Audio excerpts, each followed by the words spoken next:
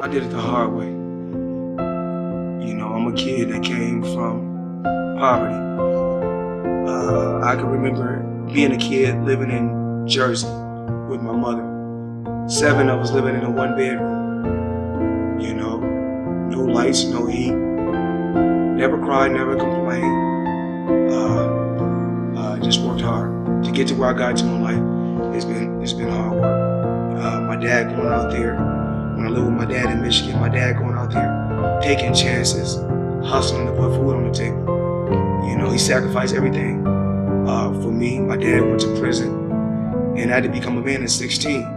My dad came back into my life, I was 21. I never cried, never complained. All I did was work hard. I never robbed, never stole nothing from nobody. Just hard work and dedication. That's it, to get to where I got to. So anybody that's watching this interview, I earned it the hard way. You know, just the American dream. Maybe you're going through a divorce. Maybe you're going through an illness. A lot of people who watch this podcast are going through difficulties or outright tragedies. But you want to practice seeing the setback or the dark time as fuel to leverage your growth. And so on this first point about study the alchemy, no matter what you're going through in your life, whether it's a large difficulty or a small setback, you want to ask yourself, how can I use what I'm going through as fuel for my growth? You want to ask yourself, what is the gorgeous opportunity hidden inside this so-called problem? I mean, and if you look at the mass of humanity, they really train their brains to focus on problems, right? They hit a wall and they just, because of their belief system, they don't know it because most people are not really that aware of their belief systems. So they blame it on the world. They blame it on the supplier. They blame it on the teammate. They blame it on their husband or wife. They blame it on their childhood versus understanding our daily performance reflects our deepest beliefs. And so if you are experiencing some kind of setback, whether it's large or tiny, you want to train your brain to see the treasure within the lake. Set up hard and fast rules in your life, rules that cannot be violated. Because from a willpower perspective, it is very draining, again, to go back and forth in your head. So it's much easier to say, okay, I will not drink soda and I'll only eat foods off of this list, than it is for you to go, okay, I ate really good yesterday and I worked out extra hard, now I'm at dinner and they just gave me a free dessert. Is it okay for me to have a small portion? Because that takes a lot of mental energy to process. When you set up hard and fast rules, as draconian as this might feel and sound at first, it actually creates a tremendous amount of freedom in your own life to spend your brain power on the things that matter the most. So set up rules. You must work between these hours. You need to go to the gym 5 days a week. For me, I set up a rule. I have to release one YouTube video every single Monday, and that's why I am here right now. So set up rules. Realize that to have the level of success that I want to have, it's difficult to spread it out and do multiple things. You know, it's in order to be world class, and I made a decision, I want to be world class. And it takes such a desperate, obsessive focus to excel on the level that I want to make movies. You know, I was Star Wars when I was young. I sat in the movie theater and watched Star Wars, and I just couldn't believe that movie made me feel like that, just floored and just stunned by the creativity. And I'm realizing that in order to move people in that way, in order to touch people in that way, you really got to focus with all of your fiber and all of your heart and all of your creativity. The thing about self-discipline is that it is necessary for everything you do in your life. You have to be self-disciplined. If discipline comes from somewhere else, it's very, very hard to remain consistent because you tend to resist. It's wild because I see trainers and they're in the gym with people, and you know, the guy or girl that they're working out hates their workout, hates it, because the discipline is coming from somewhere else. It's something that you dread every time you go in. You don't really want to do it.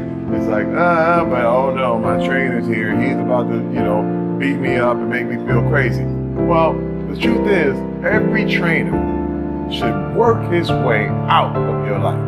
Anybody who's working you out, your teachers, your trainers, your people, they have to train you to get out of your life.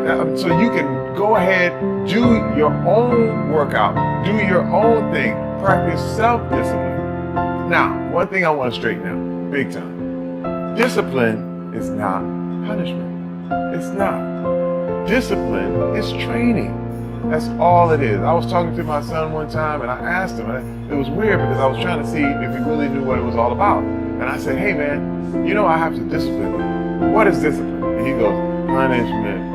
When I do something wrong and you punish me. I was like, no, discipline is training. If you change your mind, your mindset, and really focus it on what discipline really is, you start to welcome discipline. You welcome self-discipline into your life. Really, I just kept at it. I work.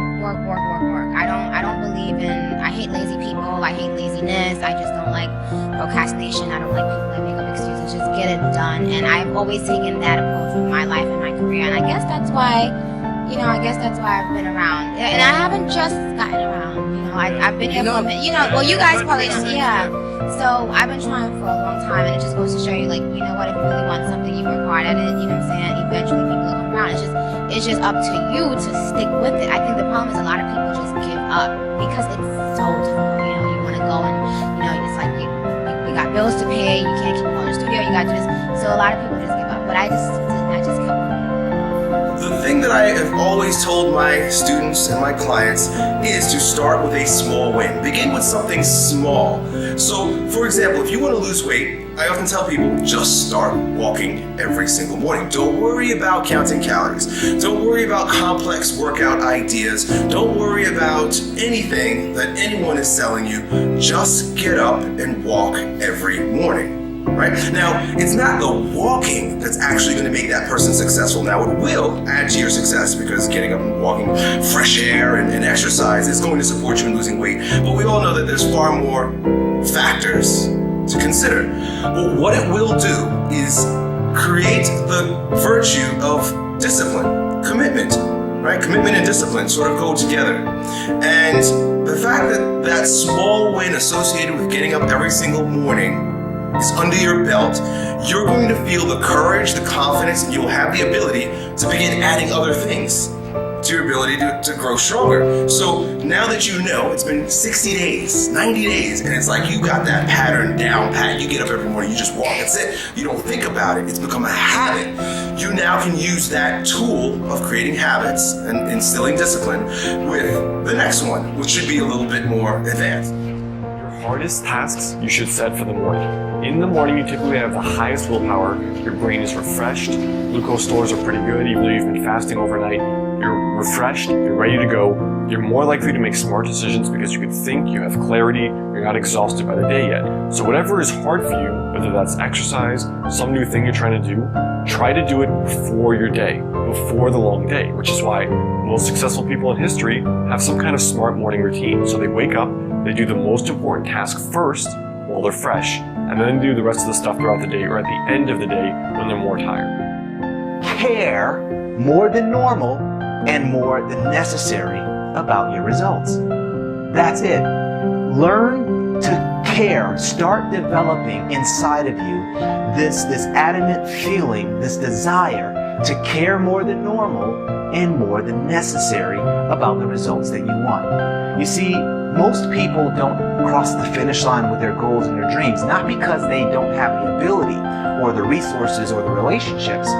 More often than not, it's because at some point they allow themselves not to care more than normal and more than necessary. Just think about an example in your own life when you decided to take action on some desired outcome, but ultimately you gave up on it. You'll notice, if you're honest, that at some point along the way, you allowed yourself off the hook because you gave yourself permission to no longer care.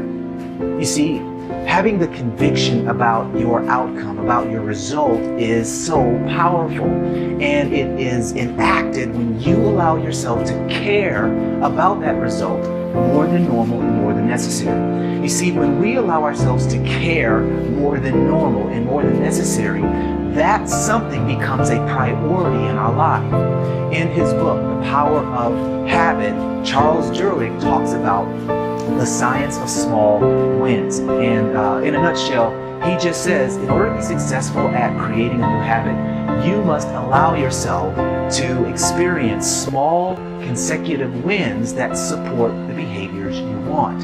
I call this winner's momentum. When you decide to care more than normal and more than necessary about your desired outcome, even if you don't even believe in that moment that you're able to accomplish it, just by caring, having the conviction about the small little steps along the way, creates a winner's momentum that ultimately catapults you across the finish line.